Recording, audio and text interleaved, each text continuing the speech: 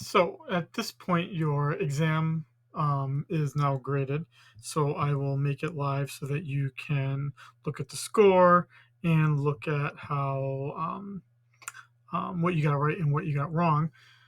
So to do that, I'm sure you're well aware of how to do that, but that would mean that you're going to go into tests and quizzes, and you would have something here for submitted assessments that you'd be able to click on, and you'll be able to look at it. Now, with that said, I want to give you the opportunity to make some corrections to the multiple choice questions. Um, the other thing I want to do here,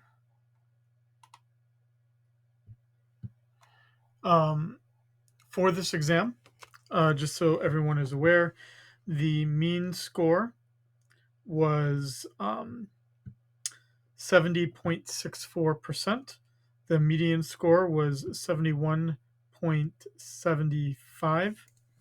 So that would mean that we're going to have a curve. That curve is going to be 10 points. So 10 points is going to be added to everyone's score, and you will see that reflected in the score as additional points that are added. You then, at this point, have the option to do corrections. So, how are those corrections going to look? Well, the way that I've done them is I do them in Google Classroom. It's just easier to manage it that way. And I'm going to look at an old semester here so that you get an idea of what the document looks like. Man, I teach a lot. Uh,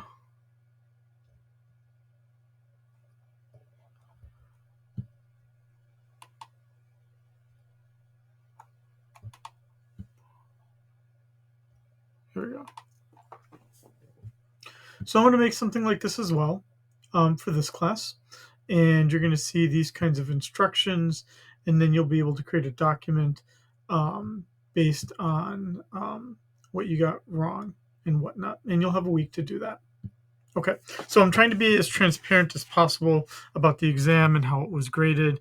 Um, and I'm not generally one, just so you're aware, I'm generally not one to like personally reach out to an individual if they didn't do well on an exam, because one exam does not make a trend. So I think it's foolish to, for me as the professor, to overreact to a low score. I have no idea why you got a low score, right? If you have something personal going on, me giving you study tips is not useful.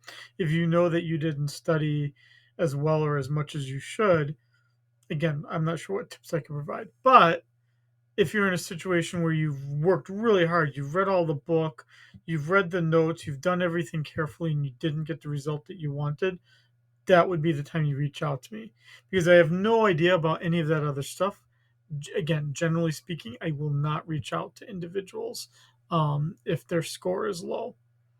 Um, but that absolutely should not stop you from reaching out to me. Okay. Hope that helps.